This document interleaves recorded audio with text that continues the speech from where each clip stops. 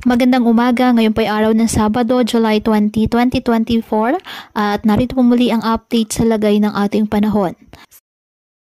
Sa kasalukuyan, dalawang low pressure area po ang minomonitor ng Pag-asa sa loob ng ating Philippine Area of Responsibility. Ang unang LPA ay ang nasa kumikilos na po papalayo ng ating bansa, ngunit may posibilidad itong maging bagyo base sa pinapakita ng iba't ibang weather models. Patuloy nito na hahatakin ang habagat.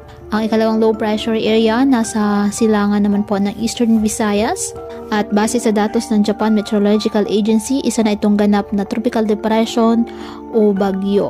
Ngunit sa Pag-asa na natili pa itong low pressure area, ngunit may posibilidad din pong maging bagyo at kapag nagkataon papangalan ng butchoy ng Pag-asa. Ayon po sa pinapakita ng iba't ibang weather models, posible itong lumakas at umabot sa typhoon category.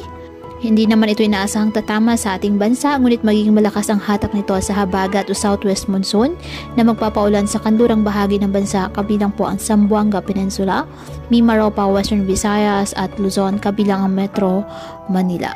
Dahil may kalayuan pa ito, posible pa rin po na magbago ang nasabing forecast, kaya patuloy po na mag-antabay ng iba nating weather updates at sa updates ng Pag-asa.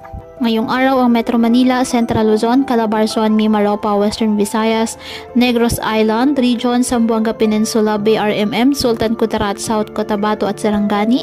Asahan na maulap na halangitan na may kalat-kalat na pag-ulan at thunderstorms dahil sa habagat.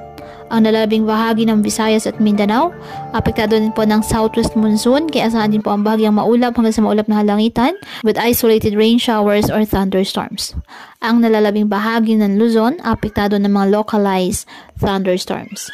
Kaya patuloy po natin na pinag-iingat ang ating mga kababayan sa banta po ng mga pagbaha at pagguho ng lupa, lalo na po kapag may malalakas na ulan, at ugaliin na magdala palagi ng payong o kahit anumang panangga sa ulan sa tuwing lalabas po ng ating mga tahanan. At yan po muna ang update sa lagay ng panahon ngayong araw. Muli patuloy po tayo na mag-ingat at palaging tandaan, God loves you. Stay safe and God bless.